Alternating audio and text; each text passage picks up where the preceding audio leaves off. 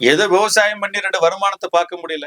ஒரு செம்பிளியாடு வச்சு, ஒரு வெள்ளாடு மேய்ச்சு, 2 கோழி மேய்ச்சு பொழைச்சுக்கலாம்னு ஏதாச்சும் 2 கால்நடை வளர்ப்பு தொழில ஈடுபட்டா, இந்த தெருநாய்கள்லாம் வந்து வட்டி வட்டியா பூந்து கடிக்குதுங்க. தமிழ்நாடு பூரா பார்த்தீங்கன்னா விவசாயிகள் விவசாயத்துல கால்நடை ஆடுகளை, மாடுகளை, கோழிகளை வளர்த்த முடியாத சூழ்நிலை ஆகி போச்சு. எங்கு பார்த்தாலும் தெருநாய்கள் பெருகி போச்சு. தெருநாய்கள் கும்பல் கும்பலா வருது. வந்து ஒரு பட்டிகளை பூந்துனா 25 ஆடு, 20 ஆடு, 30 ஆடு, 15 ஆடு, 10 ஆடு கடிச்சு கொதறிட்டே இருக்குது.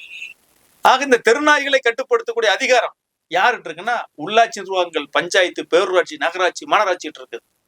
அப்ப இவர்கள் பாதுகாக்க தவறியதால் தான் இந்த இறப்பு ஏற்படும். இந்த இறப்புக்கு இழப்பீடு கொடுங்கன்னு சொல்லி தொடர்ச்சியா போராடுனா ஒரு நிரந்தர அரசாணை கொடுங்கன்னு கேட்டா முதல்வர் நிவாரண நிதியிலிருந்து ஏதோ திருப்பூர், கோயம்புத்தூர், ஈரோட்ல மட்டும் கொஞ்சம் பேருக்கு கடிச்சலுக்கு இழப்பீடை வாங்கி கொடுத்து போட்டு அப்படியே இழுத்து மூடிட்டு போயிட்டாங்க. எவ்வளவு பெரிய அநியாயம் பாருங்க. கால்நடைகள் இன்னைக்கு சொத்து, ஏடிஎம் மாதிரி அப்பவே கொண்டு போய் கொடுத்து அப்பவே காசு ஆக்க முடியும். அரும்பாடுபட்டு வளர்க்குறோம், அப்படியே பொத்தி பொத்தி வளர்க்குறோம், பாதுகாத்து வளர்க்குறோம். ஒரே நாள்ல இவ்வளவு பெரிய இழப்பு ஏற்படுது. இதற்கு ஒரு இழப்பீடு ஒரு அரசாணை பிறகு இந்த அரசுக்கு என்ன தயக்கம்? ஆக இந்த மாதிரி விவசாய வாழ்வாதாரத்துல விளையாடிய இந்த திமுகவுக்கு இந்த தேர்தலில் எந்த விவசாயம் வாக்களிக்கவே கூடாது. எந்த கட்சிக்கான வாக்களிக்க புடிக்க நோட்டாவுக்கு போடுங்க.